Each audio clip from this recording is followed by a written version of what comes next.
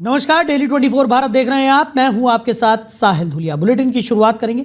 राजधानी दिल्ली में नए साल की शुरुआती दिनों में मौसम के मिजाज ने दिल्ली वासियों को हल्की राहत दी है। हवा की दिशा बदलने और बयार की गति तेज होने के कारण पिछले कई दिनों से बेहद खराब श्रेणी में बना हुआ प्रदूषण अब खराब श्रेणी में आ गया है। हालांकि विशेषज्ञों का मानना है कि ये राहत महज कुछ ही घंटों की मेहमान है। Air quality early warning system for Delhi के आंकड़ों के अनुसार शनिवार सुबह दिल्ली की वायु गुणवत्ता सूचकांक यानी कि AQI 222 दर्ज किया गया।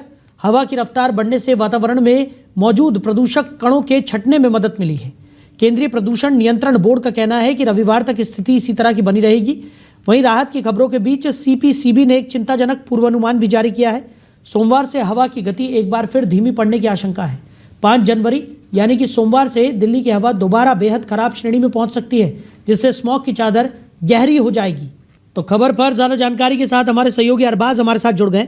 अरबाज, दिल्ली में प्रदूषण स्तर में थोड़ी बहुत गिरावट यहां पर दर्ज की गई है, लेकिन खतरा अभी पूरी तरह से टलता हुआ दिखाई नहीं पड़ रहा है। बिल्कुल, देखिए दादरी नोएडा, ग्रेटर नोएडा या NCR दिल्ली की बात की जाए तो कहीं ना कहीं जो गिरावट है, जो प्रदूषण में गिरावट हुई है, AQI में लगभग अभी 229 का बताया जा रहा है। कहीं ना कहीं जो हवा कम गति से चल रही थी वो शीतलहर अब तेज हो गई है। उसी वजह से जो भारी गिरावट प्रदूषण के AQI में देखने को मिली है। तो माना जा सकता है जो पिछले महीने लगभग 400 पार चल रहा था, वो इस महीने पहली बार गिरावट देखने को मिली है। जी बिल्कुल अरबाज, और कहीं ना कहीं क्योंकि काफ़ी ज़्यादा दिक्कतें लोगों को हो रही थी, विजिबिलिटी भी काफ़ी कम हो गई थी। अब लेकिन देखने को मिल रहा है कि जिस तरीके से हवा चली है उससे कहीं ना कहीं कोहरा भी छटा है। आवागमन भी जो बहुत ज़्यादा प्रभावित हो रहा था उसमें भी थोड़ी राहत मिलती हुई दिखाई पड़ रही है, और साथ ही साथ लोगों को प्रदूषण से भी थोड़ी राहत मिली है। हालांकि मौसम विभाग ने ये पूर्वानुमान जताया कि रविवार के बाद से एक बार फिर से प्रदूषण का जो स्तर है वो बढ़ता हुआ नजर आएगा, लेकिन फिलहाल रविवार तक राहत मिलती हुई दिखाई पड़ रही है।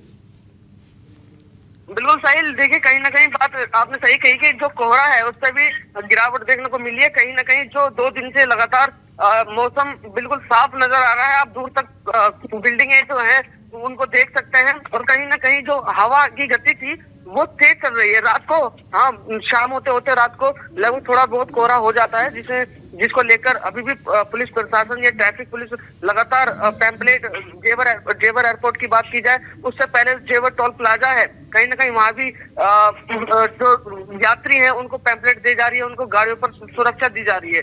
तो माना जा रहा है कि शाम होते होते थोड़ा बहुत कोहरा हो जाता है, लेकिन दिन में बिल्कुल 2 दिन से बड़ा खूबसूरत देखने को मिल रहा है। जी बिल्कुल, और कहीं जो ये राहत मिली है उससे बहुत ज़्यादा फ़ायदा यहाँ पर लोगों को भी होता हुआ दिखाई पड़ रहा है, क्योंकि जो लोग के जो डेली बेसिस पर बाहर काम के लिए जाया करते थे उन्हें खासा परेशानियों का यहाँ पर सामना करना पड़ रहा था। स्वास्थ्य संबंधी बीमारियों का खतरा भी लगातार बढ़ता हुआ नज़र आ रहा था, लेकिन फिलहाल थोड़ी राहत मिलने से कहीं ना कहीं दिल्ली वासियों में भी खुशी की लहर है। पर ये राहत ज़्यादा दिनों की नहीं है, ऐसा CPCB की तरफ से लगातार कहा जा रहा है, क्योंकि बताया जा रहा है कि सोमवार के बाद से एक बार फिर प्रदूषण के स्तर में जो गिरावट अभी फिलहाल दर्ज की जा रही है वो कम होगी, और एक बार फिर से प्रदूषण की स्थिति बढ़ने की उम्मीद यहाँ पर जताई जा रही है। तो लोगों को अभी भी सावधानी बरतने की ज़रूरत है। तो अरबाज से हमारा संपर्क यहाँ पर टूट गया है। तो आपको बता दें कि रविवार सुबह का औसत AQI 222 रहा है। बेहद खराब से खराब श्रेणी में प्रदूषण आ गया है, यानी लोगों को थोड़ी राहत मिलती हुई ज़रूर दिखाई दी है, लेकिन फिलहाल अभी स्थितियां गंभीर ही बनी हुई हैं। और मौसम विभाग का कहना है कि हो सकता है कि सोमवार के बाद से एक बार फिर प्रदूषण का जो स्तर है वो एक बार फिर बढ़ता हुआ नज़र आएगा, और लोगों से अभी भी पूरी तरह से सावधानी बरतने की अपील की जा रही है। लोगों से लगातार ये कहा जा रहा है कि प्रदूषण का जो स्तर है वो बेहद खराब से खराब श्रेणी में तो आया है, लेकिन अभी भी खतरा पूरी तरह से टला नहीं है। इसलिए जो प्रतिबंध हैं उनके हिसाब से ही तमाम चीज़ें करें, और कोई भी लापरवाही यहाँ पर बरते ना, और जितना हो सके उतना ज़्यादा समय अपने घरों में ही बिताएं। जब तक बेहद ज़रूरी ना हो तब तक जहरीली हवा में बाहर ना निकले, और खुद का और अपने परिवार का ध्यान रखें। वहीं उत्तर प्रदेश के बुलंदशहर जनपद की खुर्जा पुलिस ने क्षेत्र में सक्रिय शातिर चोरों के एक गिरोह का भांडाफोड़ करते हुए 3 आरोपियों को गिरफ्तार किया है। पुलिस ने इनके कब्जे से भारी मात्रा में नकदी, जेवरात और चोरी की वारदातों में इस्तेमाल होने वाले उपकरण बरामद किए हैं। पकड़े गए आरोपी अलग अलग जनपदों के निवासी हैं जो एक साथ मिलकर वारदातों को अंजाम देते थे। वहीं पुलिस पूछताछ में चौंकाने वाला खुलासा हुआ है। ये शातिर चोर दिन के समय कूड़ा बीनने के बहाने गलियों और मोहल्लों में घूमते थे। इस दौरान ये उन बंद मकानों और दुकानों को चिन्हित यानी कि उनकी रेकी कर लिया करते थे जिन पर ताला लगा होता था। मौका पाकर रात के समय ये गिरोह ताला तोड़कर अंदर घुसते और कीमती सामान पर हाथ साफ कर देते। तो चोरी की बात, ये सामान बेचकर अपने पैसे बांट लिया करते थे। गिरोह का सदस्य गिरधान एक पेशेवर अपराधी बताया जा रहा है। पुलिस रिकॉर्ड के अनुसार उस पर पहले से ही विभिन्न थानों में 10 आपराधिक मुकदमे दर्ज है। पुलिस अब इनके अन्य साथियों और बेचे गए माल के खरीदारों के बारे में भी जानकारी जुटा रही है।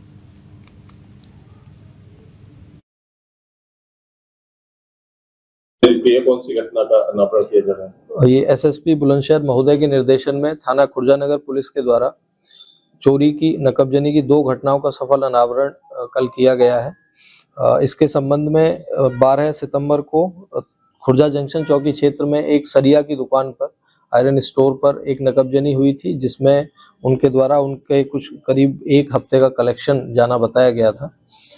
तथा एक चोरी वहीं उसके नज़दीक ही शराब के ठेकों की हुई थी, जो कि ताला तोड़कर उसमें भी कुछ पैसा, एक दिन का कुछ पैसा जाना बताया गया था।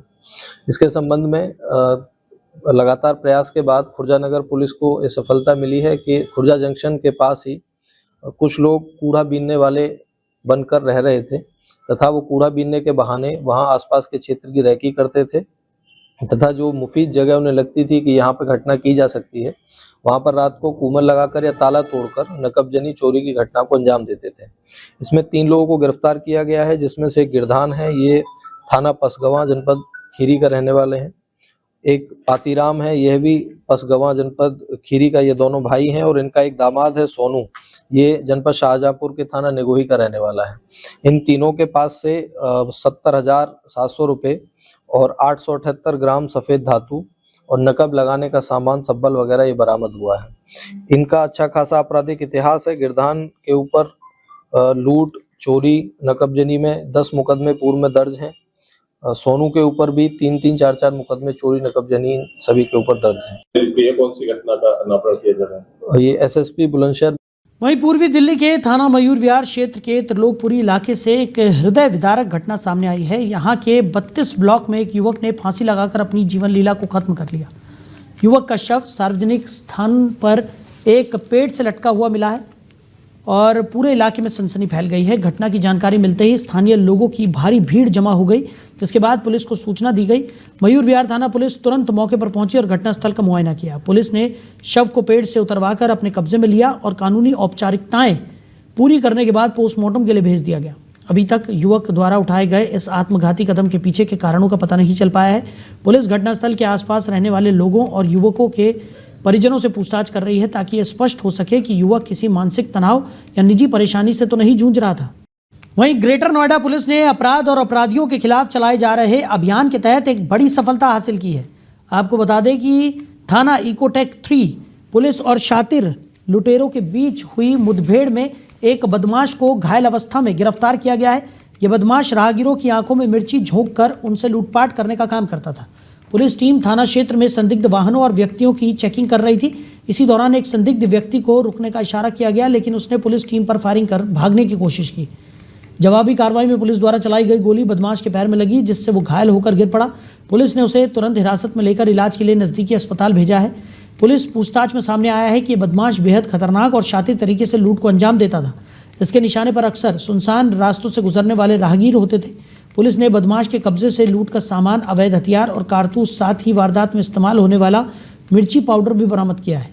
पुलिस अब इस अपराधी के पुराने रिकॉर्ड खंगाल रही है और ये पता लगाने की कोशिश कर रही है कि इस गिरोह में इसके साथ और कौन कौन शामिल था।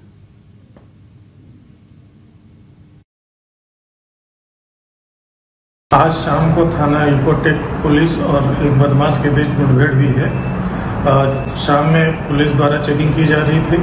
एक संदिग्ध व्यक्ति मोटरसाइकिल से आता हुआ दिखा, जिसे रुकने के लिए पुलिस ने इशारा किया और व्यक्ति रुकने के बजाय अपना मोटरसाइकिल तेज करके भागने लगा। पीछा करने पर कुछ दूर जा करके वो बाइक से गिर गया और उसने पीछे पुलिस को आता देख पुलिस के ऊपर फायर कर दिया। आत्मरक्षार्थ पुलिस ने भी फायर किया, जिससे बदमाश के पैर में गोली लगी है। पूछताछ में उसका नाम अजय नाथ, थाना बिसरक क्षेत्र का रहने वाला है। यह बदमाश रास्ते में आते जाते लोगों के आंख में मिर्च डाल करके उनसे लूट और चोरी की घटना करता है। इसके ऊपर लूट और चोरी के पुराने मुकदमे भी हैं। इसका आपराधिक इतिहास है, जिसमें लगभग कुल 7 मुकदमे इसके ऊपर अभी तक पंजीकृत होना पाया गया है। आज उधर मुजफ्फरनगर में बीजेपी के फायर ब्रांड नेता संगीत सोम की तरफ से अभिनेता शाहरुख खान पर दिए गए विवादित बयान ने उत्तर प्रदेश की राजनीति में नया तूफान खड़ा कर दिया है। मुजफ्फरनगर में ये विवाद अब निजी हमलों और धमकियों तक पहुंच गया है, जिससे जिले का राजनीतिक माहौल गर्मा गया है। बता दें कि मामले की शुरुआत तब हुई जब संगीत सोम के बयान पर प्रतिक्रिया देते हुए समाजवादी पार्टी के जिलाध्यक्ष जिया चौधरी ने उन्हें मानसिक रोगी बता दिया। जिया चौधरी के इस तीखे प्रहार के बाद बीजेपी खेमे और उनके समर्थकों में भारी आक्रोश फैल गया। वहीं संगीत सोम के समर्थन में अब करनी सेना ने मोर्चा संभाल लिया है। करनी सेना के प्रदेश सचिव गौरव चौहान ने मीडिया से बात करते हुए सपा जिलाध्यक्ष जिया चौधरी को बेहद सख्त लहजे में चेतावनी दी है। करनी सेना ने कहा है कि जिया चौधरी नाक रगड़कर माफी मांगे, अन्यथा उनके साथ बुरा सलूक किया जाएगा। चेतावनी दी गई है कि अगर जिया चौधरी अखिलेश यादव के सपा कार्यालय में भी छिपेंगे तो वहां भी उन्हें छोड़ा नहीं जाएगा।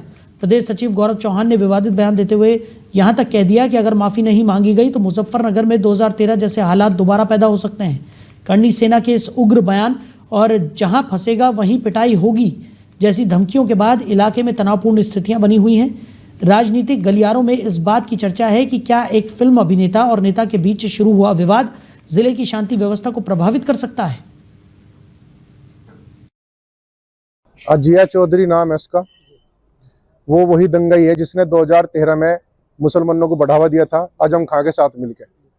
जो दंगा हमारी बहन को छेड़ने का था, और जो 2 भाई थे हमारे गौरव और सचिन, वे दोनों जब अपनी बहन के बारे में मतलब समझाने गए मुस्लिम को और उन्होंने उस पर अटैक करा, उन्हें बेरहमी से मारा, तो इन लोगों ने जिन लोगों ने मारा था उन्हें छुड़ाया और उन्हें बढ़ावा दिया कि और कट्टो, हम तुम्हारे साथ हैं। इसका पूरा जीता जागता जिला मुजफ्फरनगर सबूत है। और जैसा भी इनने बोला है कि संगीत सोम का जमाई, मतलब हमारी बहन के बारे में, हमारे हिंदू सनातन के जो रक्षक हैं ठाकुर संगीत सोम, जो पहचान है सनातन की, उनकी लड़की के बारे में शब्द बोला गया, वो बिल्कुल भी सुनने लायक नहीं है। इसका इलाज 100% होगा, 100% होगा। यो चाह रहा कि 2013 की तरह दंगा हो यहाँ जिला मुजफ्फरनगर में। तो करनी सेना का अगला स्टैंड होगा? क्या कुछ स्टैंड ये होगा, या तो जल्दी से जल्दी नाक रगड़ के माफी मांग ले, ना तो जहां फंसेगा वहां पिटाई होगी अच्छी इसकी। और इससे बढ़ के मेरा तो नाम है, ताजमहल पर गंगा जल छिड़का, राजस्थान मुंडनों में राजस्थान घुस के जवाब दिया, तो इसका कार्यालय में आग दे दूंगा। फिर अखिलेश यादव ये कहेगा कि हमारे कार्यालय पे आग दीजिए, बड़ी हवा बढ़ाओगे इस बात को। तो इसे ज्यादा जल्दी से जल्दी जो है समझा दे तो अच्छा है। संगीत सोम जी का जो बयान है, जिसको लेकर जय चौधरी ने बयान दिया है, शाहरुख खान को देख कर गद्दार बताया, उसको लेकर क्या कहेंगे? नहीं, वो गद्दार है। अब आप एक बात बताओ, हमारा एक वहाँ हिंदू मारा गया, वो भी बहुत बेरहमी से मारा गया, जलाया गया, सड़क पे नंगा करके जलाया गया।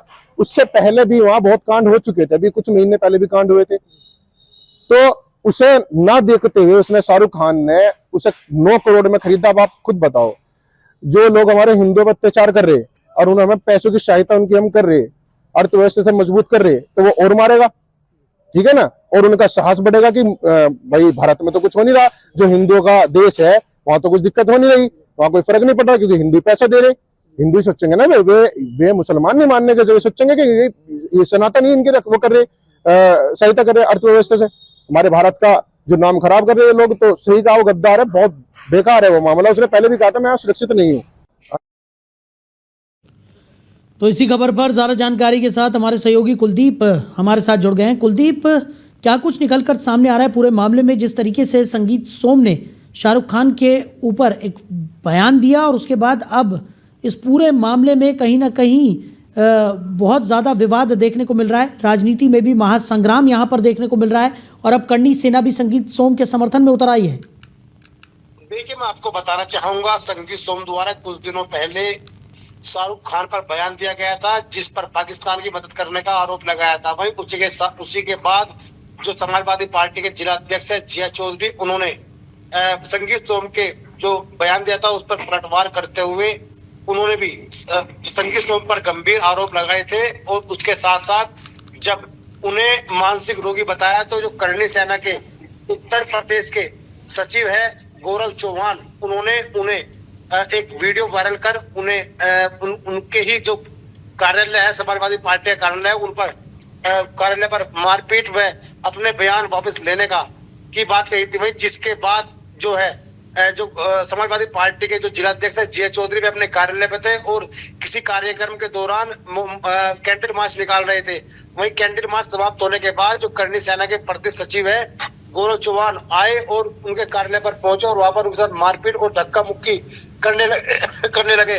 वहीं इसका एक वीडियो सोशल मीडिया पर भी जमकर वायरल हुआ, जिसके बाद मौके पर पहुंची पुलिस ने जो करणी सेना के प्रदेश सचिव थे गौरव चौहान उसको हिरासत में लिया और शांति भंग में चालान कर दिया। वही रात को ही जो गौरव चौहान थे प्रदेश सचिव थे उनको 151 शांति भंग में उनको जमानत मिल गई थी। जी बिल्कुल। और कुलदीप, कहीं ना कहीं राजनीतिक सरगर्मियां इस पूरे मामले में बढ़ गई हैं और एक तरफ जब संगीत सोम ने बयान दिया शाहरुख खान के बाद, उसके बाद से लगातार जो बयानबाजी का दौर है वो भी यहाँ पर देखने को मिल रहा है। उसके बाद जिया चौधरी का बयान सामने आता है। अब करणी सेना की तरफ से भी धमकी भरा बयान निकलकर सामने आया है। जिया चौधरी से साफ तौर पर कहा गया है कि अगर वो नाक रगड़कर माफ़ी नहीं मांगते हैं तो उनके साथ कुछ बुरा होगा। ऐसे में अब कहीं ना कहीं जिया चौधरी की सुरक्षा को लेकर भी सवाल यहाँ पर खड़े हो रहे हैं। देखिए, मैं आपको बताना चाहूंगा जो करणी सेना के प्रदेश सचिव थे उन्होंने पहले ही अपना बयान जारी कर दिया था, जिसमें उन्होंने कहा था कि जिया चौधरी द्वारा जो संगीत सोम के प्रति शब्द कहे गए थे वह सब अपने वापस ले ले, नहीं तो कार्यालय पर उनके साथ मारपीट होगी और सपा कार्यालय पर ही उनके साथ मारपीट की जाएगी। वही जिसके बाद करणी सेना के जो प्रदेश सचिव है गौरव चौहान वह वहां पर पहुंचे और वहां पर पहुंचने के बाद जो जिला समाजवादी पार्टी के जिला अध्यक्ष है जिया चौधरी उनके साथ धक्का मुक्की की और मारपीट की। जी बिल्कुल। अब इस पूरे मामले में क्या कुछ निकल कर सामने आ रहा है? क्या जिया चौधरी को किसी तरह की कोई अतिरिक्त सुरक्षा यहाँ पर दी गई है, या जिस तरीके से करणी सेना ने भी अब इस पूरे मामले में धमकी भरे लहजे में जिस तरीके से जिया चौधरी को चेतावनी यहाँ पर दी है, उसके बाद किस तरीके का माहौल देखने को मिल रहा है? हालांकि देर रात्रि के समय जो समाजवादी पार्टी के जिला अध्यक्ष है जिया चौधरी, उन्होंने अपना बयान जारी करते हुए कहा है कि अगर मेरे शब्दों से संगीत सोम को कोई भी किसी तरह की आहत पहुंची है तो मैं अपने शब्द वापस लेता हूं। जिसके बाद से अभी जो मामला है ठंडे बस्ते में होगा, वो तो आने वाला समय बताएगा कि आने वाले समय में क्या होता है क्या नहीं, जिसको लेकर पुलिस प्रशासन भी पूरी तरह से अलर्ट है। पुलिस ने देर रात्रि के समय कार्रवाई करते हुए शांति भंग में भी चालान कर दिया और उसके बाद जो अलग अलग समाजवादी पार्टी कार्यकर्ता है उनका भी जिया चौधरी के पक्ष में खुलकर आने की बात कही जा रही है। जी चलिए कुलदीप, हमारे साथ जुड़ने के लिए, इस तमाम जानकारी के लिए आपका शुक्रिया। मुजफ्फरनगर की राजनीति में भूचाल देखने को मिल रहा है, जहां सपा जिलाध्यक्ष पर भी अब सुरक्षा को लेकर सवाल खड़े हो रहे हैं। बता दें कि एक तरफ संगीत सोम ने शाहरुख खान को लेकर बयान दिया था, जिसके बाद से पूरा मामला गरमाया। उसके बाद जिया चौधरी की तरफ से संगीत सोम को लेकर बयान दिया गया और अब करणी सेना भी इस पूरे मामले में उतर आई है। करणी सेना ने जिया चौधरी को अल्टीमेटम दिया है। उन्होंने कहा है कि नाक रगड़कर माफ़ी मांगे, नहीं तो उनके साथ कुछ बुरा हो सकता है। तो मुजफ्फरनगर में बीजेपी नेता संगीत सोम और सपा जिलाध्यक्ष जिया चौधरी के बीच शुरू हुआ विवाद अब हिंसक मोड़ ले चुका है और शनिवार को करणी सेना भारत के प्रदेश सचिव गौरव चौहान ने अपने समर्थकों के साथ सिविल लाइन थाना क्षेत्र स्थित समाजवादी पार्टी कार्यालय पर धावा बोल दिया। इस दौरान सपा जिलाध्यक्ष के साथ धक्का मुक्की और मारपीट की खबर सामने आ रही है, जिसके वीडियो सोशल मीडिया पर तेजी से वायरल भी हो रहे हैं। पूरा मामला बीजेपी के फायर ब्रांड नेता संगीत सोम द्वारा अभिनेता शाहरुख खान पर की गई टिप्पणी से शुरू हुआ था। इसके जवाब में सपा जिलाध्यक्ष जिया चौधरी ने संगीत सोम को हारा हुआ नेता और मानसिक रोगी बता दिया था। इसी बयान से आक्रोशित होकर करणी सेना ने सपा नेता के खिलाफ मोर्चा खोल दिया। वायरल वीडियो के मुताबिक गौरव चौहान ने अपने साथियों के साथ सपा कार्यालय के अंदर जमकर हंगामा किया। लोगों के अनुसार वहां मौजूद कार्यकर्ताओं और जिलाध्यक्ष के साथ तीखी नोकझोंक हुई, जो देखते ही देखते हाथापाई और धक्का मुक्की में बदल गई। हंगामे के बाद गौरव चौहान ने मीडिया से कहा कि जो कोई भी सनातन धर्म या हमारे नेताओं के बारे में अभद्र टिप्पणी करेगा उसका इलाज इसी तरह किया जाएगा। इस घटना की सूचना मिलते ही भारी संख्या में समाजवादी पार्टी के कार्यकर्ता कार्यालय पर इकट्ठा हो गए। कार्यकर्ताओं में भारी आक्रोश है और वो आरोपियों के खिलाफ सख्त कार्रवाई की मांग भी कर रहे हैं। मौके की नज़ाकत को देखते हुए थाना सिविल लाइन पुलिस और भारी पुलिस बल तैनात कर दिया गया है।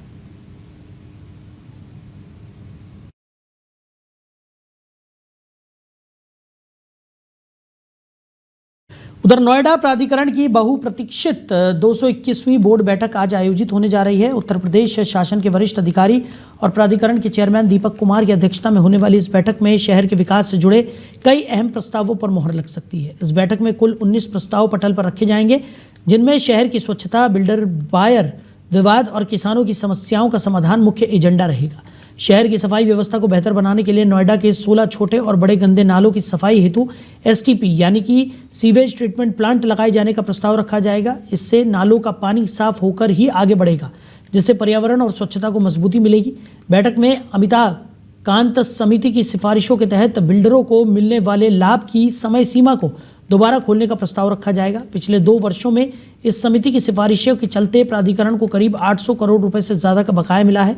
इसके माध्यम से अब तक लगभग 4000 बायर्स की रजिस्ट्री हो चुकी है और इस प्रस्ताव के दोबारा खुलने से हज़ारों अन्य बायर्स का घर का सपना पूरा हो सकेगा। लकी ड्रॉ की तैयारी काफ़ी समय से लंबित किसान कोटे के प्लॉट के आवंटन को लेकर भी प्राधिकरण बड़ा कदम उठाने जा रहा है। बोर्ड बैठक में किसानों को उनके कोटे के प्लॉट लकी ड्रॉ के माध्यम से आवंटित करने की तैयारी है और ये प्रस्ताव भी रखा जाएगा, जिससे पारदर्शी तरीके से प्लॉट वितरित हो सके।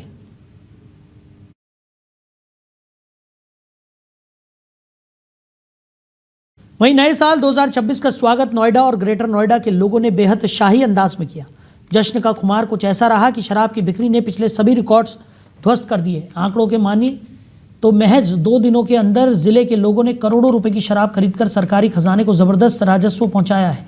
साल के आखिरी दिन यानी कि 31 दिसंबर की रात को नोएडा और ग्रेटर नोएडा में शराब की दुकानों, पब और बार में भारी भीड़ उमड़ी। सिर्फ एक रात में 4 लाख लीटर से ज़्यादा शराब की खपत हुई। अनुमान के मुताबिक 31 दिसंबर को शराब बिक्री से करीब 23 करोड़ रुपए का कारोबार हुआ। नए साल की पहली सुबह भी शराब प्रेमियों का उत्साह कम नहीं हुआ। 1 जनवरी को भी शराब की दुकानों पर वैसी ही रौनक देखने को मिली जैसी इस साल के आखिरी दिन थी। इस दिन भी लगभग 12 करोड़ रुपए की शराब की रिकॉर्ड बिक्री दर्ज की गई। महज 48 घंटों के अंदर नोएडा वासियों ने खुले दिल से जश्न मनाया, जिससे उत्तर प्रदेश सरकार को लगभग 35 करोड़ रुपए का राजस्व प्राप्त हुआ। आबकारी विभाग के मुताबिक यह आंकड़ा जिले के इतिहास में नए साल के मौके पर होने वाली सबसे बड़ी बिक्री में से एक है। रिकॉर्ड तोड़ बिक्री के बीच कानून व्यवस्था और गुणवत्ता बनाए रखने के लिए अधिकारी, विभाग और पुलिस ने विरोध अभियान चलाया।